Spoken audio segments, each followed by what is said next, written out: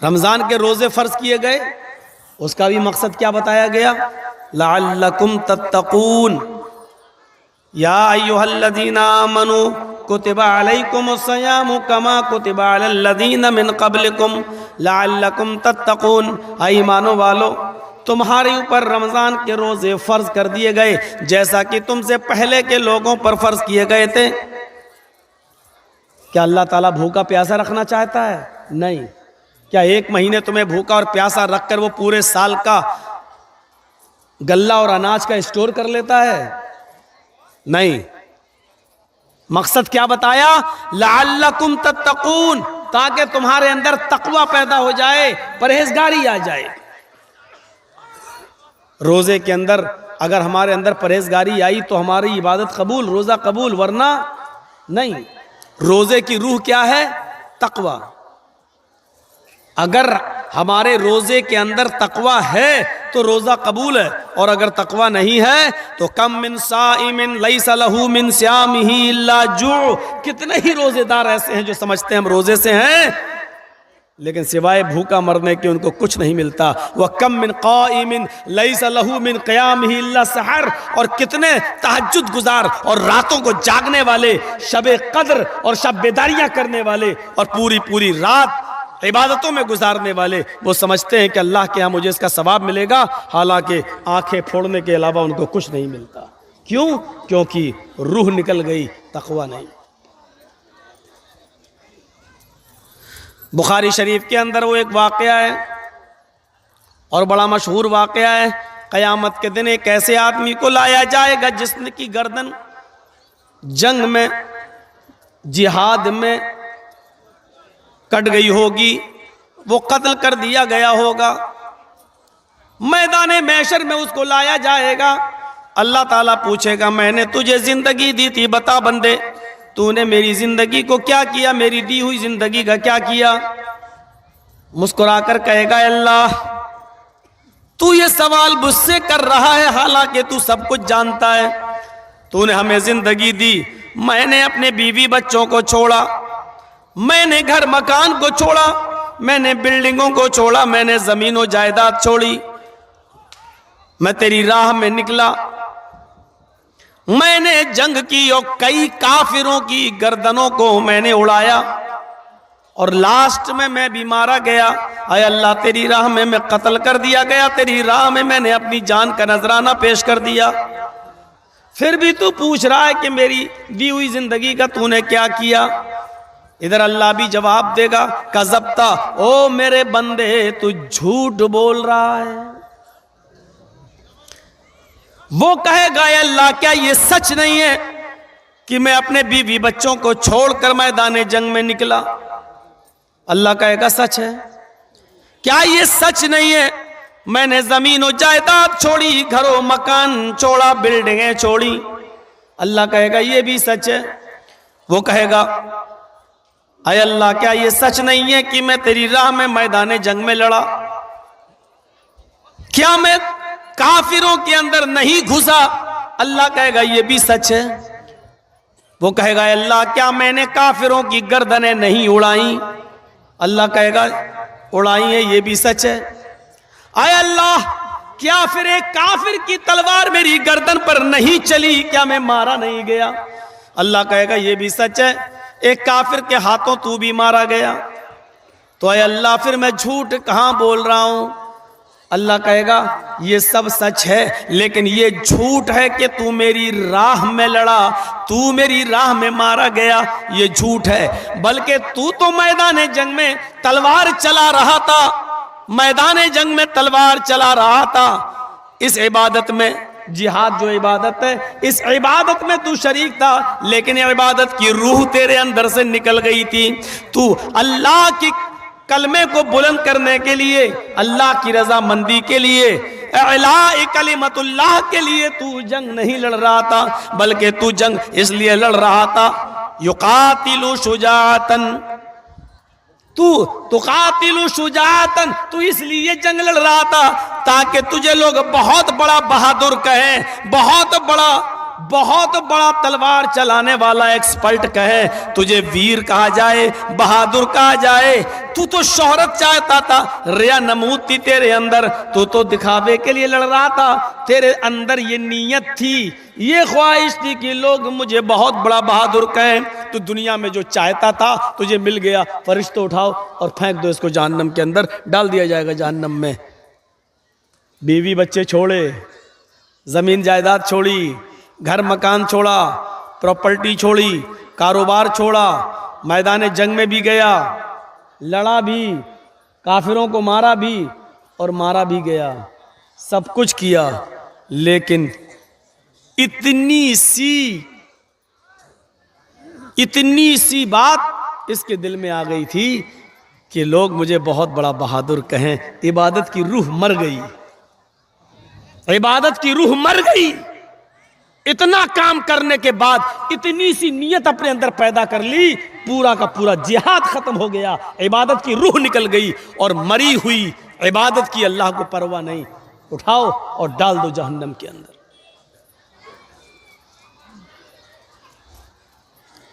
ہمارے یہاں پر بھی جلسے ہوتے ہیں، چندہ ہوتا ہے، اس میں آدمی دیکھتا ہے کہ دیکھیں فلاں آدمی کتنا دے گا، اس کے بعد ہم اس سے زیادہ دیں گے، اور جہاں یہ چیز پیدا ہو گئی، آپ کا 1000 روپیہ بھی جائے گا اور ثواب بھی نہیں ملے گا۔ اور مولانا صاحب کا تو کام ہی اکسانا، جوش دلانا، وہ تو دلائیں گے۔ 100 روپے آپ نے دیے، اللہ تعالیٰ ان کو جنت دے، کہ اولاد کو تندرستی عطا فرمائے، رزق میں برکت دے۔ 200 روپے دیا، رزق میں برکت دے۔ اور جیسی بڑا نوٹ آیا 2000 کا، نعرہ تکبیر، اللہ اکبر، اور اس کو اتنی لمبی چوڑی دعا، لگتا ہے 100 روپے والے کا کوئی کمال ہی ختم ہو گیا، اب 2000 والے ہی کے لیے جنت ہے۔ اب سامنے والا بیٹھ کے دیکھ رہا کہ 2000 والے کی بڑی لمبی دعا دی جا رہی ہے، تو ہم 5000 دیں، ہو سکتا ہے کہ ہمیں اور زیادہ دعا ملے۔ یہاں کی دعا پر اعتبار مت کریے، آپ اپنی نیت کے اعتبار سے دیجئے، آپ اپنی نیت کے اعتبار سے دیجئے، یقیناً اللہ تعالیٰ آپ کو ثواب دے گا۔ بخاری شریف کے اندر ایک بڑا دلچسپ واقعہ آیا ہے، ذرا اس کو سنیے گا۔ دیکھیے، پڑھا تھا بندے نے، نبی سے سنا تھا اس نے کہ جب صدقہ و خیرات کرو تو داہنے ہاتھ سے دو اور بائیں ہاتھ کو بھی اس کی خبر نہیں ہونی چاہیے۔ تو اس نے اپنے صدقے کے اور خیرات کے مال کے 3 حصے کیے، 3 پارٹس میں ڈیوائیڈ کر دیا، 3 حصے۔ اس نے سوچا کہ ایک حصہ ہم اللہ کی راہ میں دیں گے۔ بخاری شریف کی حدیث کے اندر یہ واقعہ ہے، کسی لیلا مجنو والی کتاب کی نہیں داستان سنا رہا ہوں آپ کو، اور کسی کٹھ ملا کی لکھی ہوئی کتاب کی نہیں بتا رہا ہوں، بخاری شریف کے اندر یہ واقعہ منقول ہے، سنیے۔ اس نے سوچا کہ دن میں اگر ہم اللہ کی راہ میں کسی کو دیں گے تو کسی نہ کسی کو پتہ چل جائے گا، تو ایسا کریں ہم رات کے تاریکی میں اور رات کے اندھیرے میں نکلیں گے اور ضرورت مند کو تلاش کریں گے، اور کسی ضرورت مند کو، میں تو سمجھا ہم کو ڈانٹ رہا ہے، ہاں ساؤنڈ ہے بھی نہیں، پتہ نہیں کیا چکر ہے۔ تو اس نے سوچا کہ رات کے اندر میں نکلوں گا اور کسی مجبور آدمی کو دیکھوں گا اور اس کی مدد میں کر دوں گا۔ وہ رات میں نکلا، یار بار بار یہ مت کریے۔ بخاری کے الفاظ ہیں، عشاء کی نماز پڑھنے کے بعد وہ سو گیا، آدھی رات کے بعد اٹھتا ہے، آدھی رات کے بعد اٹھتا ہے اور اپنے نیک ارادے سے گھر سے باہر نکلتا ہے، صدقے کا مال کسی غریب کو ہم دیں۔ 1 میل 2 میل چلا جاتا ہے پیدل، اس کی نظر ایک آدمی پر پڑتی ہے، اتنی رات میں یہ آدمی یہاں کیا کر رہا ہے، ضرور اس کو کسی مجبوری نے نکالا ہوگا۔ اس کے قریب جاتا ہے اور پوچھتا ہے، بھائی اتنی رات میں تم یہاں کیسے آئے ہو؟ اس آدمی نے اس سے کہا، تمہیں کیا مطلب؟ یہ جو صدقہ دینے کی نیت رکھتا تھا کہنے لگا بھائی میں کسی مجبور آدمی کو تلاش کر رہا ہوں، کوئی مجبور آدمی ہو، میرے پاس کچھ صدقے کا مال ہے، میں کسی غریب آدمی کی مدد کرنا چاہتا ہوں، اس لیے میں نے پوچھا اتنی رات میں اگر تم نکلے ہو اور کسی مجبوری نے تمہیں نکالا ہے تو میں تمہیں صدقہ دے دیتا ہوں۔ اس نے کہا اتنی رات میں کوئی مجبور نہیں نکلتا ہے تو کیا کوئی عیش و آرام کرنے والا آدمی نکلے گا؟ مجھے مجبوری ہی نے تو گھر سے نکلنے پر مجبور کیا۔ اس آدمی نے اس کو صدقہ دے دیا، گھر چلا آیا، تہجد کی نماز پڑھی اور لیٹ گیا۔ تھوڑی دیر کے بعد فجر کی اذان ہو گئی، نماز پڑھنے گیا اور نماز پڑھ کے پھر آیا، گھر میں تلاوت کرنے لگا قرآن کی۔ سورج نکلا، تھوڑا سا بازار کی طرف گیا، چلیں ٹہل کے آئیں۔ جب بازار کی طرف گیا تو کیا دیکھتا ہے کچھ لوگوں کا ایک مجمع لگا ہوا ہے اور وہاں بیٹھ کر کچھ گفتگو ہو رہی ہے۔ یہ آدمی بھی اس مجمع میں گیا اور وہاں جا کر بیٹھ گیا۔ باتیں ہوتے ہوتے اچانک چرچا ہونے لگا اسی مجمع کے اندر، دیکھو اللہ کا ایک بندہ، دیکھو اللہ کا ایک بندہ کل بیچارہ اپنا صدقے کا مال لے کر نکلا۔ مجمع میں چرچا ہو رہا ہے، اللہ کا ایک بندہ کل اپنے صدقے کا کچھ مال لے کے نکلا، وہ کسی غریب و مجبور کی مدد کرنا چاہتا تھا لیکن دھوکہ کھا گیا اور بجائے اس کے کہ وہ کسی غریب کو صدقے کا مال دیتا، اس نے ایک امیر اور مالدار کو صدقہ دے دیا۔ جس کو دیا وہ تو بہت بڑا امیر آدمی ہے۔ اب یہ آدمی کیسے کہہ دے کہ ارے وہ تو میں ہی تھا؟ کہنے لگا ہے، گھر آیا اور آ کر اپنے دونوں ہاتھ اٹھا کر کہتا ہے الہ العالمین، میری نیت امیر کو صدقہ دینے کی نہیں تھی۔ تقوی کی روح دیکھیے، عبادت کی روح دیکھیے، صدقہ و خیرات کرنا عبادت، اور اس کی روح کیا تھی؟ میں کسی غریب کی مدد کروں اور اس طرح دوں کہ داہنے ہاتھ سے دوں اور بائیں کو خبر نہیں، یعنی کسی کو پتہ نہیں چلنا چاہیے۔ یہ اس کی روح تھی۔ نیت کیا تھی؟ غریب کی مدد کروں، لیکن ہوا کیا؟ دھوکہ کھا گیا، نہیں سمجھ پایا اور کس کو دے دیا؟ امیر کو۔ آئے اللہ، امیر کو صدقہ دینے کا حکم نہ تو نے دیا نہ تیرے نبی نے، یہ غلطی مجھ سے ہو گئی کہ میں نے امیر کو دیا، لیکن یہ غلطی جان بوجھ کر نہیں ہوئی، اے اللہ مجھے معاف کر دینا، اے اللہ میری نیت امیر کو صدقہ دینے کی نہیں تھی۔ ٹھیک ہے، جو ہوا، رمضان کے روزے فرض کیے گئے، اس کا بھی مقصد کیا بتایا گیا؟ لعل